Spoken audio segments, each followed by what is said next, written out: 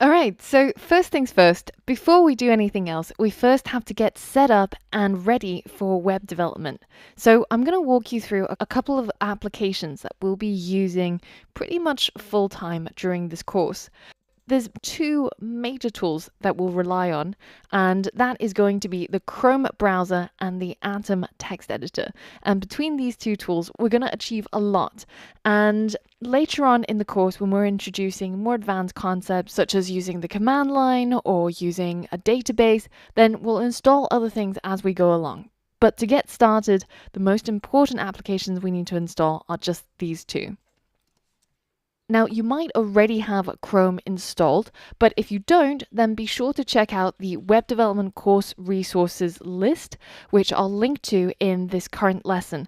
And it's really, really important that you check over here, because every single time I mention a link or every single time I try to point you towards something, the links will show up over here and you'll be able to click on it to save you all the trouble of having to type it all out. First things first, if you don't have Chrome installed, then open up this page in your browser and just click on this link to go ahead and download and install Chrome. And that should be pretty simple, and it will guide you through the process. Now, the other thing that we'll need is the Atom text editor. And this is really, really useful for creating a development environment where we'll be able to write our code.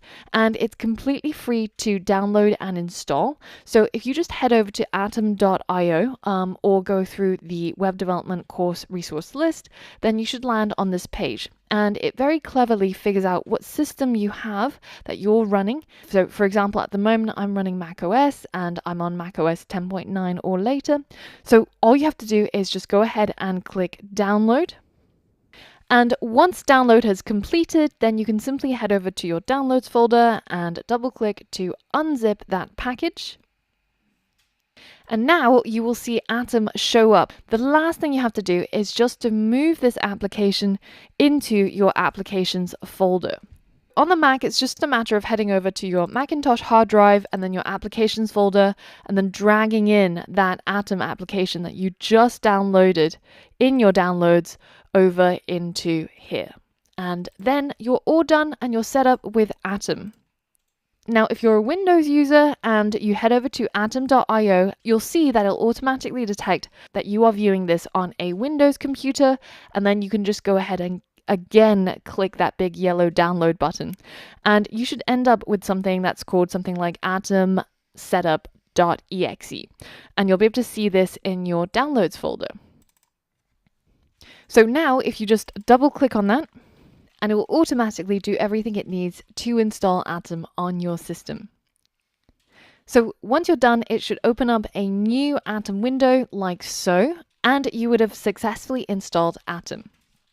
And the power of Atom really comes from their packages. So you can see that they have over 8,000 packages, which are bunches of code that other programmers have written to make your experience of using Atom better.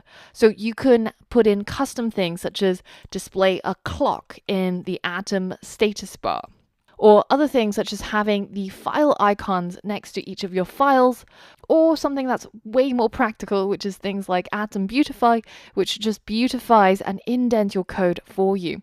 So these are really, really powerful, and we're going to customize it for the course. So again, if you head back over to the web development course resource list, you'll see that there is a list of Atom packages that we want you to install. And these are the ones which are recommended, and these are the ones which are optional. All you have to do is open up Atom and go to Preferences and then go to Install. And I want you to search for each of these and then just go ahead and install it. So you can simply just copy and paste it into here, and you'll see the one that should match up exactly with the name that you see over here. And then just go ahead and click Install. And on Windows is absolutely exactly the same. And once you have installed all of your packages, then you should be able to view them over here. And some of these that I listed as optional are just things that make life a little bit easier for us. but the ones which are recommended are things that we'll be using throughout the course. So things such as auto close HTML, which automatically closes your HTML tags. We'll see that in use. Other things such as emit will auto suggest bits of code that we need.